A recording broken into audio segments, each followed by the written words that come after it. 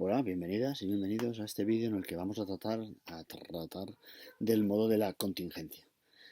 La contingencia es el modo negativo que se opone y a la vez complementa, continúa y antecede, como veremos, a la necesidad.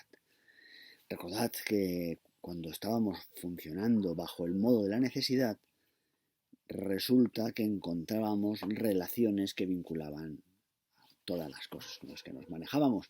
De hecho, las cosas, los elementos de la obra de arte o diferentes obras de diferentes artistas se revelaban como necesarias en la medida, eran necesarias en la medida en que estaban relacionadas unas con otras y se apoyaban unas a otras como se apoyan las vigas en los pilares y estos en los cimientos, ¿verdad?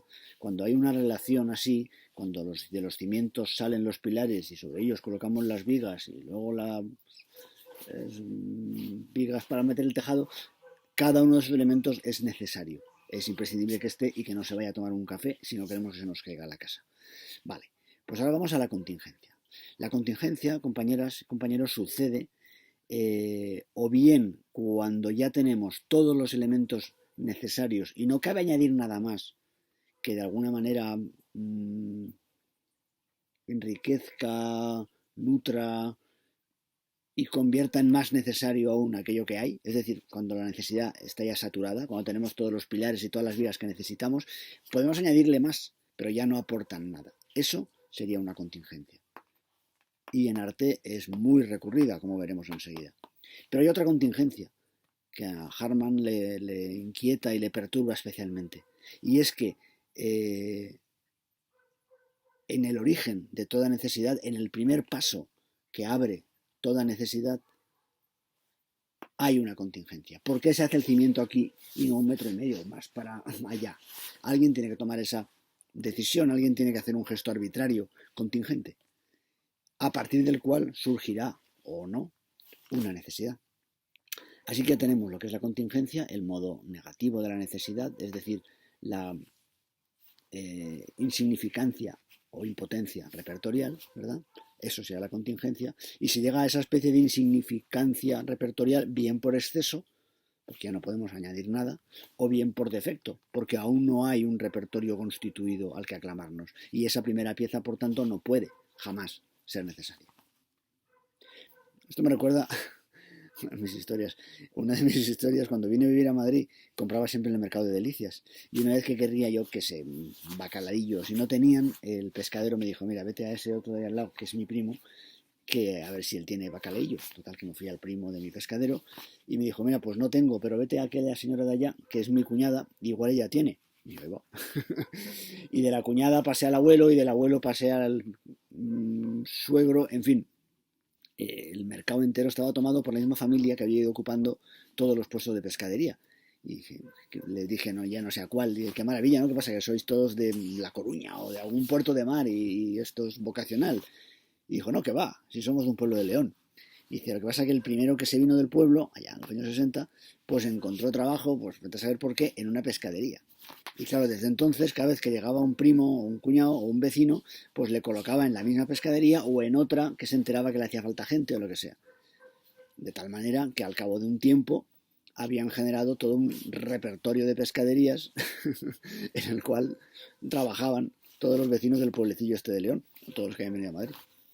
Evidentemente el primer pescadero que vino era un pescadero contingente. El primero que vino, el pionero, por así decir, podía haber trabajado de pescadero o de droguero o hacerse guardia civil, pero no, se hizo pescadero y con eso inauguró una necesidad.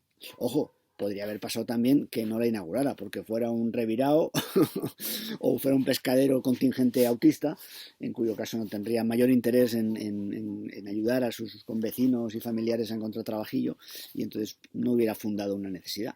El caso es que la fundó.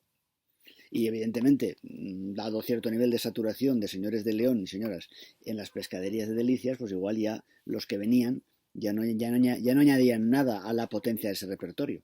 Los segundos y los terceros sí, porque ampliaron de alguna manera la base repertorial, le fueron dando correlaciones, las fueron apoyando, se mandaban los clientes de uno al otro y tal, pero ya cuando había muchísimas igual ya no aportaban nada. Bueno, no quiero estirar mucho más el ejemplo de los pescaderos, pero me interesa para que veáis como el primer elemento es contingente, podía haber sido cualquier otra cosa. Luego empiezan a aparecer, eventualmente, que pueden no aparecer, pescaderos necesarios que se van sumando ahí para generar un repertorio, y finalmente los últimos que llegan que ya no aportan gran cosa o que ya no constituyen fundamentalmente ese repertorio, que seguramente se busca en otra cosa, ¿no? ¿Por qué es importante esto de la contingencia en el arte? Pues es clarísimo, o yo lo veo así, vamos, espero que vosotros lo acabáis viendo también. Cuando el arte lo vemos bajo el modo de la necesidad, por ejemplo, en una catedral gótica, todos los elementos remiten unos a otros, como la cuñada me remitía al primo y el primo a la abuela. Es decir, todos estos elementos están correlacionados y por tanto tienen sentido. El sentido de la vida, el sentido del pensamiento, el sentido del arte, no es algo que nos venga dado desde el principio, o desde los cielos, o desde lo que sea, es algo que se construye. Es algo que es, como decía Paul Valéry, el florecimiento natural de una flor artificial. Esto para los que tengáis pánico a lo natural, pues natural y artificial, natural y cultural o azaroso y necesario se van tejiendo, ¿verdad? El caso es que cuando el arte lo vemos bajo el modo de la necesidad, descubrimos relaciones, descubrimos alianzas, descubrimos cómo unos le tapan las vergüenzas a los otros, cómo entre todos consiguen generar algo que produce sentido, como las familias de pescaderos, o como un movimiento artístico como el gótico, o como Dada, o como el cubismo, lo que queráis. Se van construyendo esas necesidades. Pero ¿qué pasa cuando vemos eso mismo, u otras obras, otros momentos, bajo el modo de la contingencia? Pues bien, cuando lo vemos por exceso, es decir, cuando ya no se aporta nada, evidentemente seguir abundando en los valores de ese antiguo repertorio no nos dice gran cosa. Y entonces aparecen obras que son relativamente gratuitas, que pueden ser graciosas, que pueden ser ocurrentes, pero no llegan a ser brillantes, y hay un cierto cansinismo. Pero bueno, no es demasiado complicado volver a retomar el entusiasmo y volver a los repertorios poderosos de los que de alguna manera ha salido ese elemento contingente, cansino, aburridillo y tal, ¿no? Más terrible, en cambio, es el otro caso. Es la contingencia como primer paso. ¿Qué nos encontramos ahí? Nos encontramos prácticas artísticas que están eternamente en ese primer paso, o sea, como que siguen siendo una ocurrencia, siguen siendo un plantear algo que no se apoya en nada, que no puede apoyarse prácticamente en nada y que podría o no generar un repertorio, pero en muchos casos no lo hace. Una de las últimas obras de Shakespeare, Coriolano, hay una versión en cine muy, bueno, está bien, de hace unos pocos años. En Coriolano, el personaje principal, Coriolano, es un general, un aristócrata romano, un tanto autoritario y rígido y viril y tal, y muy aristocrático, muy conservador, al que se le enfrentan las masas populares que tienen hambre, ¿no? Y una de estas crisis de Roma en que no había trigo ni circo, supongo, para entretenerles. Y entonces cuando van a protestar y van ahí a intentar hacerse con las reservas de trigo del Senado, les sale Coriolano al frente, les insulta, les llama de todo y tal, pero cuando se va calentando la boca y cuando quiere darles el insulto que les va a dejar hundidos en la miseria, les llama fragmentos. Llama a los individuos del pueblo, a la masa popular, le llama fragmentos. Y lo hace con todo el desprecio de quien no puede decir nada peor, como os digo. ¿Por qué? Porque ser un fragmento es ser contingente. Ser un fragmento es no estar integrado en una trama de relaciones, la que sin duda apoya al aristócrata.